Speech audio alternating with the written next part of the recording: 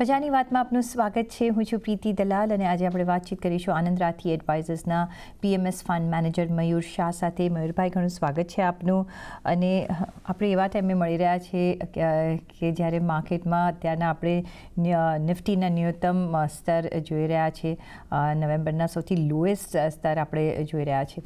કઈ રીતના તમે જોઈ રહ્યા છો માર્કેટને અત્યારના શું વધારે ટ્રબલ કરી રહ્યું છે? બિકોઝ એક પછી એક ઇવેન્ટ આપણે માર્કેટે ફેસ કર્યા છે. પછી એ રિઝલ્ટ્સ હોય સેકન્ડ ક્વાર્ટરના, પ્રેસિડેન્શિયલ ઇલેક્શન્સ હોય, અત્યારના જે આપણે એફઆઈઆઈની આઉટવર્ડ મૂવમેન્ટ જે કન્ટિન્યુઅસ ચાલી રહી છે એ પણ આપણે જોઈ. કઈ રીતના તમે જોશો માર્કેટના મૂવમેન્ટને અને આગળ જતાં તમને ટ્રેન્ડ કેવો લાગે? માર્કેટ અત્યાર સુધી તમે અગર 5 મહિના પહેલાનું અગર આપણે ઇવેન્ટ જોઈએ તો જેમાં માર્કેટમાં જે કેટલી બી અનસર્ટનિટી હતી, જે ઇલેક્શન ને બધા હતા, બજેટનું પણ આવ્યું હતું અને એના પછી ડેફિનેટલી માર્કેટે એક મોમેન્ટમ પકડી હતી એ ટાઈમે. પણ લોકોને એ પણ ખ્યાલ હતું કે ગોઈંગ ફોરવર્ડ કે જૂન ક્વાર્ટરના જેવા નંબર આવ્યા હતા એ નંબર્સમાં થોડુંક સબડ્યુડ નંબર હતા, નંબર નબળા હતા એ ટાઈમે. પણ એ ટાઈમે લોકોના આઈ કેન સે રીઝનિંગ પણ આવી રહ્યા હતા, મેનેજમેન્ટની કોમેન્ટ્રી પણ આવી રહી હતી કે ઇલેક્શન પીરિયડ હતો અને સમર સિઝન બી એક્સટેન્ડેડ હતો, તો જૂન ક્વાર્ટરના નંબર્સ એક્સપેક્ટેડ હતું કે થોડા નબળા જ રહેશે. સપ્ટેમ્બર ક્વાર્ટરના જે હમણાં જે લેટેસ્ટ જે બધા નંબર્સ આવી રહ્યા છે એમાં ડેફિનેટલી ક્યાંક હતું કે થોડુંક ઇમ્પ્રુવમેન્ટ દેખાવું જોઈએ. ઓલ્ધો ઓવરઓલ આમ જોવા જઈએ તો સપ્ટેમ્બર હંમેશા ચારો ક્વાર્ટરમાં સપ્ટેમ્બર થોડોક નબળો જ હોય છે અને આપણે નોર્મલી ડિસેમ્બર અને માર્ચ ક્વાર્ટરમાં નંબર્સ આવવાના ઇમ્પ્રુવ થવાના સ્ટાર્ટ થઈ જતા હોય છે. બટ આ ટાઈમના જે સપ્ટેમ્બરના બી જે નંબર્સ આવ્યા છે ક્યાંક ને ક્યાંક એક mix bag kind of numbers આવ્યા છે. જેટલું ધાર્યા પ્રમાણે જે અર્નિંગ્સમાં ઇમ્પ્રુવમેન્ટ આવી જોતી હતી એ આવી નથી. તો આમાં થયું શું છે, જે અત્યાર સુધી જે માર્કેટ એક હોપ અને એક્સપેક્ટેશન પર ચાલતી હતી અને જેમાં most of the macro indicators આપણે કહીએ કે ઇન્ફ્લેશન છે, કે ઇન્ટરેસ્ટ રેટ સિનેરિયો છે, કે આપણા ફિસ્કલ ડેફિસિટ સિનેરિયો છે, કે ઇવન ટ્રેડ ડેફિસિટ સિનેરિયો અને ગવર્મેન્ટની સ્ટેબિલિટી, આ most of the macro level પર છે ને અત્યાર સુધી માર્કેટ એક સારા સેન્ટિમેન્ટ સાથે આગળ વધી ગયું હતું. તો એના કારણે એક્સપેક્ટેશન અને હોપ પણ વધારે હતો અને માર્કેટમાં થોડોક વેલ્યુએશન છે એ સ્ટ્રેચમાં જ ચાલી રહ્યો હતો. અને આ નવી વાત નહોતી, કેમ કે આ ઘણા ટાઈમથી માર્કેટ થોડુંક સ્ટ્રેચમાં ચાલી રહ્યું હતું, કેમ કે એક્સપેક્ટેશન સારું હતું, લિક્વિડિટી સપોર્ટ કોન્સ્ટન્ટલી સારું આવી રહ્યું હતું ડોમેસ્ટિક ફ્લો ઓફ મની સાથે, અને એના બેસિસ પર સેન્ટિમેન્ટ બી સારા હતા અને થોડોક સ્ટ્રેચ વેલ્યુએશન પણ કન્ટિન્યુઅસ બેસિસ પર ચાલી રહ્યો હતો. પણ હવે આ જે સ્ટ્રેચ વેલ્યુએશનને ફર્ધર મોમેન્ટમ અને બૂસ્ટ આપવા માટે ડેફિનેટલી ક્યાંક ને ક્યાંક આપણને અર્નિંગ્સનો સપોર્ટ આવવો બહુ જરૂરી હતું. પણ એ બેક ટુ બેક 2 ક્વાર્ટર થોડા અર્નિંગ્સમાં જે નબળાઈ આવી છે, ડેફિનેટલી ક્યાંક ને ક્યાંક આના કારણે માર્કેટમાં વેલ્યુએશન થોડોક સ્લો ડાઉન થયો છે. અને બીજી બાજુ જોઈએ તો જે એફઆઈઆઈનો જે આઉટફ્લો છે એ થોડોક સ્ટ્રોંગ થઈ ગયો છે કમ્પેર ટુ જે ડોમેસ્ટિકનો જે ઇનફ્લો આવી રહ્યો હતો. તો એક મોમેન્ટમ જે ચાલી રહી હતી માર્કેટના અંદર, ક્યાંક ને ક્યાંક એફઆઈઆઈના કોન્સ્ટન્ટ આઉટફ્લોના કારણે પણ થોડુંક જે માર્કેટ સાઇડવેઝમાં આવી ગયું હતું ને હવે વેલ્યુએશન કરેક્શન ઝોનમાં આવી ગયો છે. અમને એવું લાગે છે લગભગ અરાઉન્ડ 23,400 23,400 આસપાસ નિયર અબાઉટ જે છે વેલ્યુએશન, અગર આપણે જોઈએ 2 યર ફોરવર્ડના હિસાબે નિફ્ટીની અર્નિંગ્સના પ્રમાણે નિયર અબાઉટ 17ની પી મલ્ટિપલ પર બેસી જાય છે. તો ત્યાં જઈને માર્કેટ બેઝ બનવાનું સ્ટાર્ટ કરશે, એક એટ્રેક્ટિવ એન્ટ્રી પોઈન્ટ મળી શકે છે માર્કેટમાં એડ કરવા માટે. જી, ડેફિનેટલી. તો ઓફકોર્સ એક વેલ્યુએશન્સમાં આપણે ઓફકોર્સ સતત સુધારો આપણે જોઈ રહ્યા છીએ. પછી ડોમેસ્ટિક ઇન્વેસ્ટર્સ હોય કે મયુરભાઈ, બીજું આપણે એક બીજો આસ્પેક્ટ પણ જો જોવો હોય કે એફઆઈઆઈસની જે સતત મુવમેન્ટ આપણે જોઈ રહ્યા છીએ હવે અત્યારના, રાઇટલી સો, બિકોઝ ઓલવેઝ એમની હોલિડેઝ પહેલાં એ બધો જ ઘર ભેગા કરી લેતા હોય છે ને they come back only towards third કે fourth week of January deployment શરૂ કરે છે.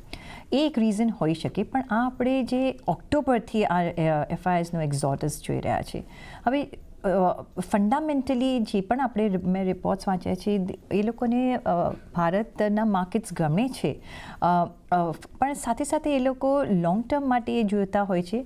પણ જો શોર્ટ ટુ મીડિયમ ટર્મ માટે હજી પણ ચાઇના, ભલે ત્યાં એટલા બધા રિસ્ક ફેક્ટર્સ છે, ત્યાં પણ આપણે ડાયવર્ટ થતા જોઈએ. બ્રાઝિલિયન માર્કેટ્સ એ લોકોને ગમે છે. બીજા એશિયન માર્કેટ્સમાં આઈ ડોન્ટ નો એ લોકો કઈ રીતના ડિપ્લોયમેન્ટ કરતા હોય છે. પણ તમે જેમ કહ્યું કે જે અત્યારના વેલ્યુએશન આપણે સબડ્યુટ થતા જોઈ રહ્યા છીએ. શું લાગે છે કે અત્યારે આપણે એટલા લેવલ્સ પર જઈશું કે એફઆઈની પરત એન્ટ્રી આપણે મે બી જાન્યુઆરી ઓનવર્ડ્સ જોઈ શકીએ? કારણ કે તમને લાગે છે કે રિટેલ ઇન્વેસ્ટર્સ અને ડોમેસ્ટિક ઇન્સ્ટિટ્યુશનનું લિક્વિડિટી પરસે એક આપણે ડ્રાયનેસ આવતા જોઈ શકાય એવું પણ માનીને આગળ ચાલી શકાય? ડેફિનેટલી એક આપણે રિટેલ અને ડોમેસ્ટિક ઇન્વેસ્ટર્સને જોઈએ તો નોર્મલી થોડુંક જો અગર સેન્ટિમેન્ટમાં ચેન્જ આવે તો ક્યાંક ને ક્યાંક થોડોક સ્લોડાઉન પોસિબિલિટી છે. આજની તારીખમાં પણ આપણે જોશે કે જે રીતે કે માર્કેટ જો લાસ્ટ 1.5-2 મહિનાથી થોડુંક સ્લોડાઉનમાં આવી ગયું છે, કરેક્શન મોડમાં આવી ગયું છે, તો ઓવરઓલ જે એક્સચેન્જ લેવલ પર જે ટર્નઓવર થઈ રહ્યા હતા ઓલમોસ્ટ 1.5 લાખ કરોડનો કેશ માર્કેટનો જે ટર્નઓવર થઈ રહ્યો હતો, આજે ક્યાંક ને ક્યાંક 1 લાખ કરોડના આસપાસ કે એના નીચે પણ આવવાનો સ્ટાર્ટ થઈ ગયો છે. તો થોડો કરેક્શન અને પોઝના કારણે હોઈ શકે છે સેન્ટિમેન્ટ્સમાં થોડોક ચેન્જ આવે માર્કેટના અંદર, પણ અત્યારે પણ આપણે જોઈએ સિસ્ટમના અંદર લિક્વિડિટી સારી એવી છે અને હજી પણ અમે કોઈ એવા પેનિક જેવું જોઈ નથી રહ્યા ક્લાયન્ટો પાસેથી જે અમે પણ ફંડ્સ મેનેજ કરી રહ્યા છે, કોઈ એવું પ્રેશર હજી અમને દેખાઈ નથી રહ્યું. તો અત્યારે પણ જે ઇન્વેસ્ટરની પોઝિશન છે, જે પ્રોફિટેબિલિટી પર જે ઇન્વેસ્ટરો ઊભા છે, ક્યાંક ને ક્યાંક સપોર્ટ માર્કેટમાં કરંટ લેવલ પર રિટેલ અને ડોમેસ્ટિક ઇન્વેસ્ટર્સ પરથી બી આપણને મળતો જ રહેશે.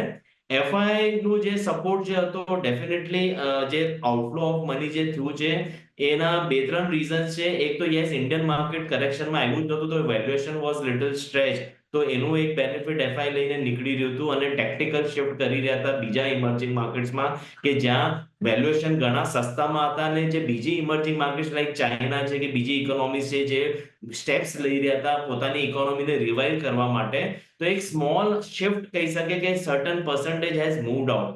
પણ બીજી બાજુ આપણે જોઈએ તો ઘણા બધા જે ઇન્ડાઇસીસ like Morgan Stanley, MSI index જે લોકો એફઆઈ ફોલો કરતા હોય છે, ત્યાં તો આપણે જોઈએ છે ક્યાંક ને ક્યાંક આપણું ઇમર્જિંગ માર્કેટમાં ઇન્ડિયાનું એલોકેશન વધ્યું છે.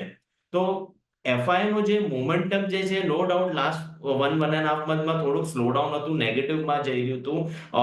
જે 1 લાખ કરોડ ઓલમોસ્ટ જેટલા નીકળ્યા છે માર્કેટમાંથી, બટ સ્ટીલ એફઆઈ ની પોઝિશન માર્કેટમાં જોઈએ તો એક સબસ્ટેન્શિયલ છે. પણ ઓવરઓલ અગર માર્કેટ કેપ પોઈન્ટ ઓફ વ્યૂથી જોઈએ તો એક 5-6 વર્ષ પહેલા જોઈએ કે જ્યાં અરાઉન્ડ 30% માર્કેટ કેપ જે હતું એફઆઈ ઓન કરતો હતો, ક્યાંક ને ક્યાંક આજે એ 18 કે 18% ના પણ નીચે આવી ગયો છે. તો ક્યાંક ને ક્યાંક થોડું ડીકપલ થઈ ગયું છે આપણી ઇકોનોમી. ડોમેસ્ટિક ફ્લોથી વધારે આઈ કેન સે ફ્લક્ચ્યુએશન આવી શકે છે માર્કેટના અંદર rather than now FI flow going forward current લેવલથી. અને એફઆઈ પોતાની કન્ટ્રીમાં ઓલાકાના ઇન્ટરેસ્ટ રેટ્સ વધી રહ્યા છે કે ઇન્ફ્લેશન જે હતો એ વધી રહ્યો હતો, ઇન્ટરેસ્ટ રેટ વધી રહ્યા હતા, તો ક્યાંક ને ક્યાંક આ 2 વર્ષથી ચાલી રહ્યું હતું કે મનીનું જે ફ્લો જે છે એ ધીરે ધીરે નીકળી ગયો હતો. અને હમણાં યુએસ ઇલેક્શન પતી ગયા પછી પણ જે નરેટિવ આવી રહ્યા છે ફ્રોમ ધ યુએસ માર્કેટ ને જે હિસાબે ટ્રમ્પનું જે નરેટિવ હતું કે ક્યાંક ને ક્યાંક થોડુંક ફિસ્કલ ડેફિસિટ અગર જો ત્યાં વધે તો ત્યાં પણ જે રેટ કટ આવવાની પોસિબિલિટી હતી એ હવે કદાચ રૂકી જશે. તો અગર એ નથી થવાનું તો ડેફિનેટલી ડોલર જે છે એ compare to the other currency થોડો સ્ટ્રોંગ વધારે થઈ ગયો છે અને મની ઇઝ ગેટિંગ શિફ્ટેડ. તો આ જે ટ્રેન્ડ જે છે કદાચ મને લાગે છે એકાદ ક્વાર્ટર હજી રહેશે for the market to absorb જે યુએસ ઇલેક્શનના જે આઉટકમ આવ્યા છે ને જે નરેટિવ આવ્યો છે, કદાચ એકાદ ક્વાર્ટરમાં એ સેટલ ડાઉન થઈ જશે પૂરું. અને ઇન્ડિયન માર્કેટમાં નથી લાગી રહ્યું કે ઇમિડિયેટ કોઈ રેટ કટ આવે જે પહેલા એક્સપેક્ટેશન હતું, કેમ કે ઇન્ફ્લેશન ઇન્ડિયામાં પણ હજી પણ થોડો વધારે આવી રહ્યો છે. જે લેટેસ્ટ નંબર્સ આવ્યા છે નો ડાઉટ ફૂડ ઇન્ફ્લેશનનું મેજર રીઝન હતું, બટ કોર ઇન્ફ્લેશન હજી પણ મને લાગે છે કંટ્રોલ ઝોનમાં ચાલે છે. એબ્સોલ્યુટલી. અને હજી તો ડોનાલ્ડ ટ્રમ્પ જે યુએસ પ્રેસિડેન્ટ છે હજી એમને તો ચાર્જ લીધો નથી, હજી 20 જાન્યુઆરી પર ચાર્જ લેશે. તમને લાગે છે એના પછી એક ફર્ધર આપણે ડાઉનફોલ જોઈ શકીએ છીએ કે ત્યાં સુધી આપણે માર્કેટને હજી કેટલા ડાઉન થતા જોઈ શકીએ છીએ? કેટલું હજી કરેક્શન આપણે તમારા હિસાબે હજી આવી શકે છે કે આવવું જોઈએ? જે તમે પહેલા વાત કરી કે અરાઉન્ડ 23,400 ના આસપાસ આપણે ફોરવર્ડ મલ્ટિપલ 2 યર્સનું ફોરવર્ડ નિફ્ટીની અર્નિંગ્સની એક્સપેક્ટેશન લઈને ચાલે છે, તો અરાઉન્ડ 17.5 નું અરાઉન્ડ ફોરવર્ડ મલ્ટિપલ આવી જાય છે, જે એક રીઝનેબલ વેલ્યુએશન છે. અને એ રીઝનેબલ વેલ્યુએશન પણ ક્યાંક ને ક્યાંક ડેફિનેટલી જે ફ્લો ઓફ જે આઉટફ્લો જે અત્યારે થઈ રહ્યો છે એ રૂકી જશે અને ફ્રેશ ફંડ જે વેઇટ કરી રહ્યા હતા સાઈડમાં તો એ ડેફિનેટલી એડ થવાના સ્ટાર્ટ થશે. પ્લસ ઓર માઇનસ કહી શકે 300-400 પોઈન્ટ્સ હિયર ઓર ધેર થઈ શકે છે, બટ આ એક લેવલ જે છે એ સારો આવી રહ્યો છે. બટ પૂરું જે બેટ હશે એ ડિસેમ્બરના અર્નિંગ્સ પર આવી જશે. તો કદાચ આ જે નેક્સ્ટ આપણે કહી શકીએ જે 15 દિવસ આ જે એન્ટાયર આપણો નવેમ્બર મંથ કદાચ કોન્સોલિડેશન અને કરેક્શન જેવો જ લાગશે આપણને. ડિસેમ્બરમાં શું થઈ જશે, આપણા પાસે 2 મહિનાના લાઈક ઓક્ટોબર મંથના જે ડેટા અને સ્ટેટિસ્ટિક્સ હતા અને નવેમ્બર મહિનાના જેટલા બી સ્ટેટિસ્ટિક્સ હશે એ લગભગ આપણને એમ કહી શકીએ કે ફર્સ્ટ વીક ઓફ ડિસેમ્બરમાં મળી જશે અને આપણને એક નરેટિવ મળી જશે કે ડિસેમ્બર મહિનાના જે કોર્પોરેટની અર્નિંગ્સ છે એ કેવી આવવાની છે, એના ઉપર માર્કેટ પછી વધારે ફોકસ કરશે. એબ્સોલ્યુટલી. અને એ આપણને ઓફકોર્સ જાન્યુઆરી સેકન્ડ વીકથી આપણે નંબર્સ આવવાની શરૂઆત થશે અને મે બી થર્ડ ક્વાર્ટર સેકન્ડ ક્વાર્ટર કરતાં બેટર હોઈ શકે છે. એ પણ આપણે જે ઘણા બધા ગાઈડન્સમાં જોયું છે. તો હવે ગોઈંગ ફોરવર્ડ મયુરભાઈ, કઈ રીતના તમે નિવેશ કરી રહ્યા છો અત્યારના? બિકોઝ આ એક ઓપોર્ચ્યુનિટી આપી રહ્યું છે અને મે બી જો કરેક્શન ટુવર્ડ્સ ધ એન્ડ હોય, બોટમ આઉટ થવાનું હોય, તો અત્યારના આઈ થિંક એક રાઈટ સમય બનતો હોય છે કે તમે એવરી ડે પર રોકાણ કરો અને ન કર્યું હોય તો શરૂઆત પણ કરો. કઈ રીતના તમે અત્યારના નિવેશ કરી રહ્યા છો? ક્યાં તમને લાગે છે કે વેલ્યુએશન્સ સારા એવા બોટમ આઉટ થઈ ગયા છે ને ફર્સ્ટ એરિયા જો તમે પિક કરશો નિવેશ માટે? અત્યારના જે નંબર્સ જોઈને જે હિસાબે જે આઉટકમ્સ આવ્યા છે એવું લાગે છે એઝ અ કોન્ટ્રા પ્લે અગર તમારે જવું હોય તો અત્યારે સૌથી ખરાબ નંબર સિમેન્ટ કંપનીઝના આવ્યા છે. તો કદાચ અગર જો momentum is strong, capex activity is relatively strong, તો સિમેન્ટ કાઉન્ટર્સ પર તમે ડેફિનેટલી નજર રાખી શકો છો એઝ અ કોન્ટ્રા પ્લે. બીજી બાજુ જે બેન્કિંગ અને જે ફાઇનાન્શિયલ સેક્ટર છે તે ઘણા ટાઈમથી જે સબડ્યુડ હતું, જે પરફોર્મન્સ નહોતો લાવી રહ્યો અને એક રીઝન એ પણ હતું કે અગર જો ઇન્ટરેસ્ટ રેટ અગર જો ડાઉન જશે તો નેટ ઇન્ટરેસ્ટ માર્જિન પર વધારે પ્રેશર રહેશે. પણ હવે ઈ રિસ્ક જે છે માર્કેટમાંથી આઉટ થતો જાય છે. તો ઇન્ટરેસ્ટ રેટ્સ અગર ફર્ધર ડાઉન નથી થવાના તો જે એક્સપેક્ટેડ હતું કે નિમ્સ પ્રેશરમાં રહેશે એ કદાચ નહીં થાય. અને જો ઇક્વિટી માર્કેટમાં અત્યારે જે સ્લો ડાઉન આવ્યું છે તો ક્યાંક ને ક્યાંક જે ડિપોઝિટ મોબિલાઇઝેશન જે બેંકોમાં જે એક ચેલેન્જ આવતો હતો, કદાચ એ ડિપોઝિટ ફરીથી થોડુંક શિફ્ટ થઈ શકે છે અને ડિપોઝિટનો જે ચેલેન્જ આવતો હતો બેંકોના સેક્ટરમાં એ થોડોક ઘટી જશે. તો બેંકોને પણ તમે એઝ અ કોન્ટ્રા પ્લે અગર લેવું હોય તો તમે એડ કરી શકો છો. બીજા જે અમારા જે ફેવરેટ સેક્ટર્સ છે જે અમને લાગે છે લોંગ ટર્મ માટે હજી પણ સ્ટ્રોંગ છે, જ્યાં કોઈ પ્રોબ્લેમ નથી, એમાં તમે પાવર સેક્ટરને કન્સિડર કરી શકો છો. કન્ઝ્યુમર ડ્યુરેબલ્સ વાળા બી જે કંપનીઝ છે અને કન્ઝ્યુમર ડિસ્ક્રિશનરી સ્પેન્ડિંગ વાળી જેટલી બી કંપનીઓ જેમાં આવે છે એમાં પણ કોઈ ચેલેન્જ નથી લાગતું. ખાલી કન્ઝ્યુમર એફએમસીજી કહીએ તો એમાં થોડોક મ્યુટેડ કાઇન્ડ ઓફ નંબર્સ જ રહેશે, single digit kind of growth જ લાગે છે. એમાં કોઈ વધારે એક્સપેક્ટેશન નથી રાખી રહ્યા અમે આજની તારીખમાં. આઈટીમાં ડેફિનેટલી એકાદ ક્વાર્ટર પછી તમને આખો ટ્રેન્ડ ચેન્જ થતો દેખાશે. મને લાગે છે કે કદાચ આપણો જે ડોલર બી અત્યારે સ્ટ્રોંગ થઈ રહ્યું છે તો એનો પણ બેનિફિટ મળશે આઈટી કંપનીમાં. અને બીજી બાજુ ડેફિનેટલી ટ્રમ્પ પર પોઝિશન લઈ લેશે તો ક્યાંક ને ક્યાંક જે એક્ટિવિટી અને મોમેન્ટમ જે યુએસ અને યુરોપ માર્કેટમાં છે ત્યાં એક પિકઅપ થવાની પોસિબિલિટી છે. તો આઈટીને પણ ડેફિનેટલી એક થોડોક પોઝિટિવ બેનિફિટ મળી શકે છે. તો અત્યાર સુધી આપણે જે કેપેક્સ લેડ ઇન્ડસ્ટ્રીયલ સાયક્લિકલ વાળી જે કંપનીઓમાં જે કામ કરી રહ્યા હતા, ક્યાંક ને ક્યાંક ડિસ્ક્રિશનરી બેન્કિંગ અને આઈટી અને એના અંદર આપણને ડેફિનેટલી થોડો બેનિફિટ થતો દેખાઈ રહ્યો છે અને મની વિલ સ્ટાર્ટ શિફ્ટિંગ, એક સેક્ટર રોટેશન પોસિબલ છે.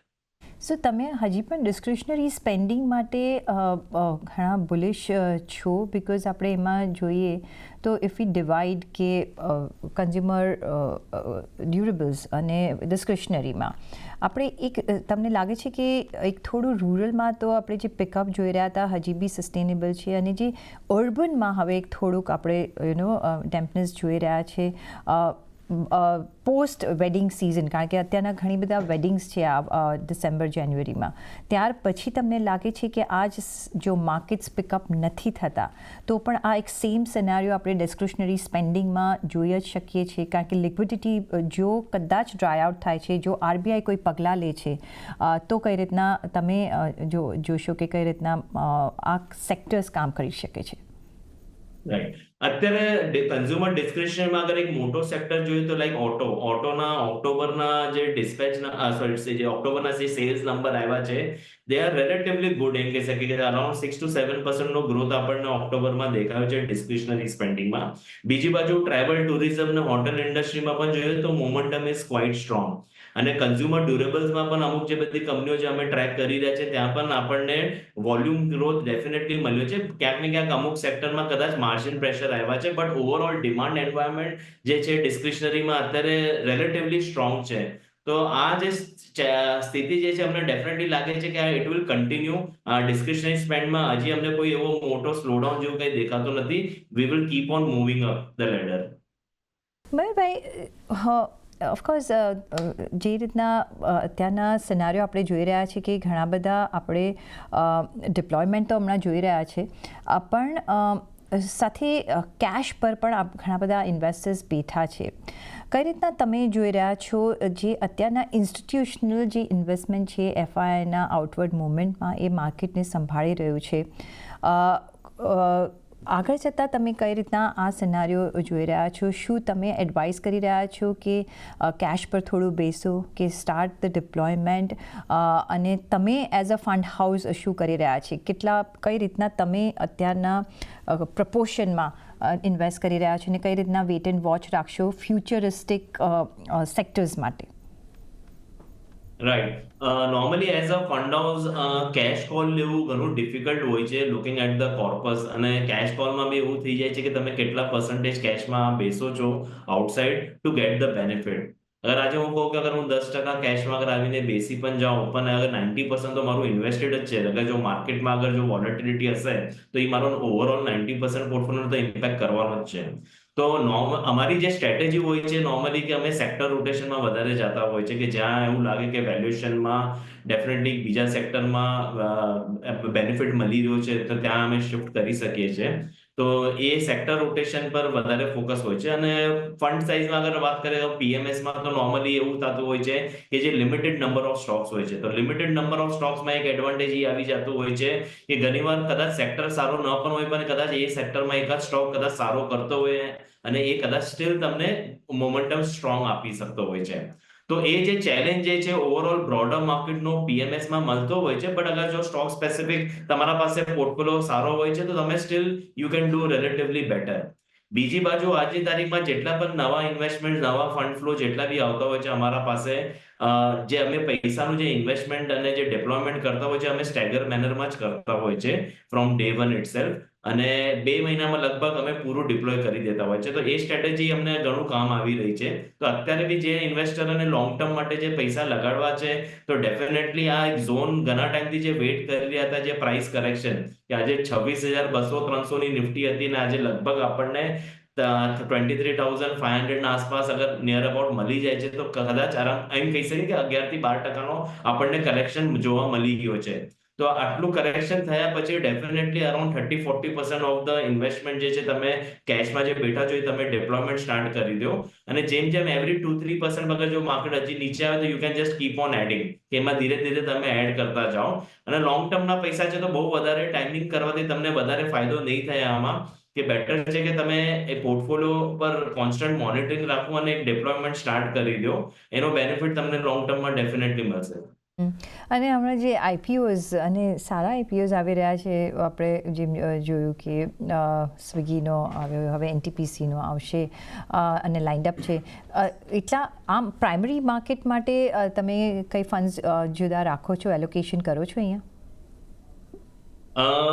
પીએમએસમાં થોડું એલોકેશન કરવું ડિફિકલ્ટ થઈ જાય છે પ્રાઇમરી માર્કેટમાં, કેમ કે ઇન્ડિવિજ્યુઅલ પેન લેવલ પર અમારું ઇન્વેસ્ટમેન્ટ કરવું પડે છે. અને ઇન્ડિવિજ્યુઅલ પેન પર ઘણીવાર એમ પણ થાય કે ક્લાયન્ટ એના ડિફરન્ટ ડીમેટમાંથી પણ સેપરેટલી અગર એ અપ્લાય કરી દે તો પેન નંબર ક્લેશ થવાની પોસિબિલિટી છે. તો અમે પીએમએસમાં જનરલી કોઈ પણ પીએમએસ હાઉસ જોશો તો એ એવોઇડ કરે છે કે પ્રાઇમરી માર્કેટમાં આઈપીઓમાં અપ્લાય કરવા માટે. હા, કદાચ જે બીજા ઇન્વેસ્ટમેન્ટ મોડ હોય લાઈક મ્યુચ્યુઅલ ફંડ છે, એઆઈએફ છે, જે બીજા લોકો ડેફિનેટલી પ્રાઇમરી માર્કેટમાં અપ્લાય કરી શકે છે. અમે લોકો એમ જોઈએ નોર્મલી કે અગર એકવાર આઈપીઓ આવી ગયો, 2-3 મહિના અમે એને સ્ટેબલ થવા દે છે, પછી એના ક્વાર્ટરલી નંબર્સ જેમ આવવાના સ્ટાર્ટ થઈ જાય છે અને મેનેજમેન્ટની કોમેન્ટ્રી આવવાની સ્ટાર્ટ થઈ જાય છે, એના બેસિસ પર પછી અગર જો અમને હજી પણ સારો લાગતો હશે એ સ્ટોક જે વેરી રિસેન્ટલી લિસ્ટ થયો હશે તો અમે ડેફિનેટલી એના અંદર ઇન્વેસ્ટમેન્ટ કરશું. આજની તારીખમાં રિન્યુએબલ્સમાં જે કંપનીઓ ઘણી બધી આવી રહી છે, જે તમને તમે કીધું કે એનટીપીસી ગ્રીનનો પણ આઈપીઓ આવી રહ્યો છે વેરી સૂન. તો એ સેગમેન્ટ ડેફિનેટલી લોંગ ટર્મ માટે ઘણો સારો છે. બટ ખાલી એક વેલ્યુએશન જે છે આજની તારીખમાં કદાચ આપણને થોડોક મોંઘો લેવો પડે, but with a better growth expectation from a long term, કે લોંગ ટર્મ પ્રમાણે સારો લાગે છે તો કદાચ એ હાઈ વેલ્યુએશન પર બી કદાચ તમારે પાર્ટિસિપેટ કરવું પડે. તમે કહો છો કે ઓપન માર્કેટમાં પછી જ્યારે એક વખત લિસ્ટ થઈ જાય અને પછી તમે પરફોર્મન્સ જુઓ અને પછી તમે એમાં નિવેશ કરો છો. જી, Yes. That makes sense. On that note રજા લેવાનો સમય થઈ ગયો છે મયુરભાઈ. ઘણો આભાર તમારો અમારી સાથે આજે જોડાવા બદલ. અને you have name some companies, તો તમારા કોઈ ડિસ્ક્લોઝર્સ? મોસ્ટલી તો જે સેક્ટર્સની વાત કરી છે, ડેફિનેટલી જે પ્રમાણે અમે પોઝિટિવ છે તો ક્યાંક ને ક્યાંક અમે એમાં સેક્ટર્સમાં અમે ઇન્વેસ્ટેડ છે. સ્ટોક સ્પેસિફિક મેં વધારે વાત કરી નથી આના અંદર, અને એ સ્ટોક્સ જે આઈપીઓસ તો અમે લગાડતા નથી કરીને, તો એ અમે અમારા પોઝિશનમાં છે પણ નહીં. જી મયુરભાઈ, ઘણો આભાર તમારો અમારી સાથે જોડાવા બદલ. અને સાથે જ મને પણ આપશો રજા. તો જોડાયેલા રહેજો CNBC 50 સાથે. નમસ્કાર.